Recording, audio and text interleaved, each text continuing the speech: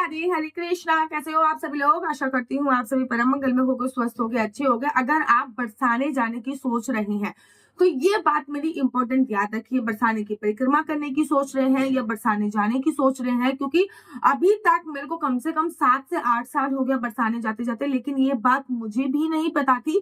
जब मैंने किसी संत महात्मा के वहां पे दर्शन करे और जब मैंने उनको ये करते हुए देखा तो मेरी आंखें खुल गई और मुझे लगा इस वीडियो के माध्यम से मुझे आपको भी बताना चाहिए कि बरसाने जाते वक्त आपको किन किन बातों का ध्यान रखना चाहिए।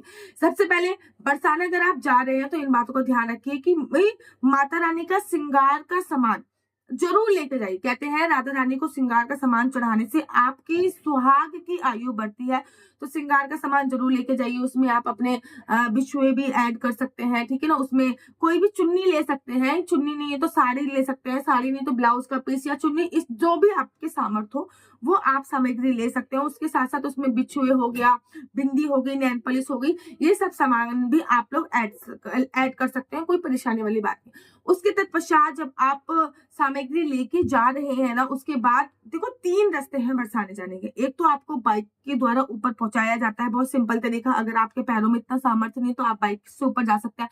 दूसरा तरीका है बाई स्टेयर चढ़ना, मतलब 365 सीढ़ियां हैं। कहते हैं उन सीढ़ियों से चढ़ने से जो हमारा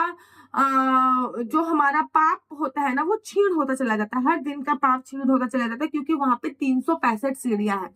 तो 365 सीढ़ी चढ़ने से हमारे 365 दिन के जो पाप कर्म हमने करे हैं वो क्षीण होते चले जाते हैं। तीसरा तरीका अभी 1-1.5 साल से प्रारंभ हुआ है। वहां पे लिफ्ट लगा दी गई है, जिसके थ्रू आप लोग सीधा का सीधा माता राधा रानी के दर्शन कर सकते हैं। बुजुर्गों के लिए है, कोई शुल्क नहीं है। अगर शुल्क होगा तो बहुत कम शुल्क है, बहुत अच्छी तरीके से वो सुविधा करी गई है। मैं अगर मेरे पास फोटो होगी तो मैं फोटो भी लगा दूंगी। इस बार जब मैंने गया तो मैंने प्रथम बार देखा, मेरे माता पिता बहुत बुजुर्ग है, वो सीढ़ियां नहीं चढ़ सकते, तो वो ऐसे ही इस बार उन्होंने ऐसा ही किया है। इस बार उन्होंने लिफ्ट से ही वो लोग गए हैं। बहुत बहुत अच्छी सुविधा ये वाली कर दी गई है।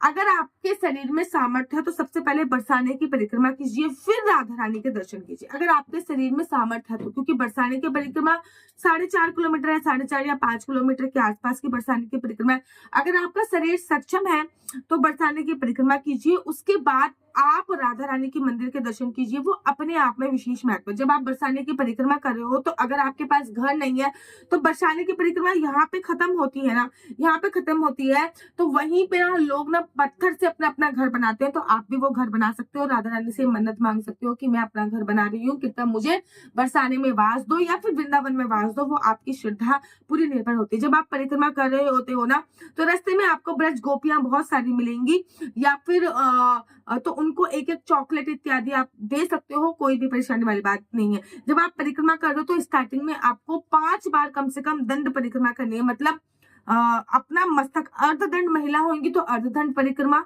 मतलब 5 बार कम से कम आधा दंड कीजिए। पुरुष होंगे तो 5 बार कम से कम पूरा दंड कीजिए। उसके बाद फिर आप माता रानी मतलब राधा रानी के मंदिर के दर्शन इत्यादि कर सकते हैं। इस बार जब मैं वृंदावन में गई ना, इस बार जब मैं बरसाने में गई, ये बात मुझे भी देखो पता नहीं थी। इस बार जब मैं बरसाने में गई तो मुझे दिव्य महाराज, मैं ना उनकी ना फोटो भी यहाँ पे लगा दूंगी। फर्स्ट टाइम मुझे उनके दर्शन हुए बरसाने में, कि वो परिक्रमा कर रहे थे। परिक्रमा करने के बाद जब वो बरसाने के मंदिर में आए तो उन्होंने राधा रानी के भी दर्शन से पहले एक कार्य किया। वो एक मंदिर प्रांगण में आने के बाद एक कोने में आके बैठ गए।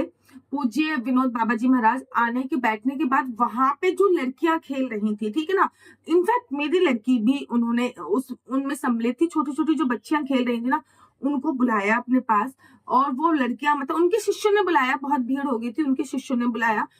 उन महाराज जी ने उन लड़कियों को खड़ा करा अपने सामने, बहुत देर तक उनके मुखार बिंदु को देखते रहे। अपने बैग में से कुछ चॉकलेट, कुछ टॉफियां ली, एक लड़की को दी पहले, और उसके पैरों पे ना अपना मत्था रख दिया। पहले एक लड़की को ऐसा करा, बहुत देर तक देखते रही, थोड़ी देर से उससे बातें करी, ठीक है ना। उसके बाद दूसरी लड़की को बुलाया, और दूसरी लड़की को बुलाने के बाद सेम यही प्रोसीजर किया। ऐसा करके उन्होंने 3-4 लड़कियों के पैरों में अपना माथा रखा और उन लड़कियों को चॉकलेट इत्यादि दी।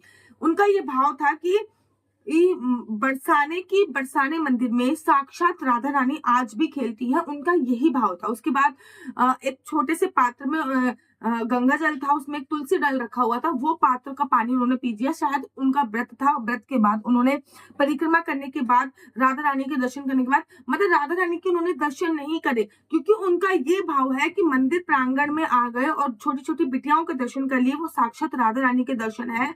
और इनफैक्ट मेरी बेटी भी उन छोटी बिटियाओं में शामिल थी, उन्होंने मेरी बेटी के साथ भी यही सब कुछ किया था, उनके पैरों पे अपना मत्था टेका था, उनको चॉकलेट इत्यादि दी थी, ये सब चीजें उन्होंने करी थी। तो ये देख के मुझे इतना अच्छा लगा और मुझे कुछ सीखने को मिला कि हम लोग बरसाने में जाते हैं और बरसाने में जाने के बाद हम लोग राधे राधे इत्यादि हम लोग करते हैं और राधा रानी के दर्शन इत्यादि करते हैं, लेकिन जो छोटी छोटी लड़कियां वहां पे घूम रही होती हैं, उनको साक्षात राधा रानी का ही स्वरूप बोला जाता है। उनके लिए आप कुछ टॉफियां चॉकलेट जरूर लेके जाएं और जितनी भी बच्ची आपको मिले उनको कुछ ना कुछ टॉफियां चॉकलेट जरूर दें, क्योंकि आज भी ऐसी मान्यता है कि राधा रानी किसी ना किसी स्वरूप में आज भी बरसाने में अपने मंदिर में किसी ना किसी स्वरूप में घूमती है।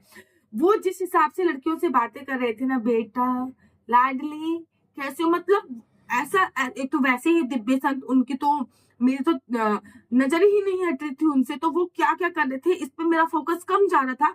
मैं केवल उनके ना चेहरे को देख रही थी, कितना तेज उनके चेहरे से छलक रहा है, मेरे तो नजर ही नहीं हट रही थी। लेकिन फिर भी वो जो जो कर रहे थे, क्योंकि भाई देखो, बिन साधु ज्ञान नहीं होता, बिन संतों के ज्ञान नहीं होता। तो ये पहली बार ही मुझे पता चला। मैं कितनी बार राधा रानी के मंदिर में चली गई, प्रथम बार मुझे ऐसा महसूस हुआ कि अगली बार मैं जब भी आऊंगी तो मैं बहुत सारी टॉफियां चॉकलेट बिस्किट इत्यादि लेके आऊंगी, और जो भी यहाँ पे लड़कियां घूम रही होंगी उनको मैं ये सब चीजें दूंगी। उन्होंने राधा रानी के भी दर्शन नहीं करे, वो आए मंदिर प्रांगण में, आने के बाद परिक्रमा करके आए थे वो बरसाने की मंदिर प्रांगण में। उनके शिष्यों ने उनको घेर रखा था, वो आके एक जगह पे बैठे, फिर उनके शिष्यों ने 2-3 कन्याओं को लिया, उनमें से एक मेरी कन्या को भी लिया। उसके बाद उन्होंने कंजकों के पैरों को हाथ लगाया और अपना मत्था कंजकों के पैरों पे रखा, उनको चॉकलेट दी और उनसे कुछ वो बातें कर रहे थे, ठीक है ना। तो इतना अच्छा महसूस हुआ मुझे, और सच्ची में मुझे ज्ञान प्राप्ति हुई कि आज भी राधा रानी जो है वो किसी ना किसी स्वरूप में बरसाने के आंगन में आपको खेलती हुई मिलेंगी। तो जब भी आप बरसाने जाओ तो ये कार्य अवश्य कीजिएगा। ये वीडियो केवल इसी पे आधारित थी। मेरा नंबर है 4/9-20-25-65। दोबारा से रिपीट करती हूँ, 4/9-20-25-65।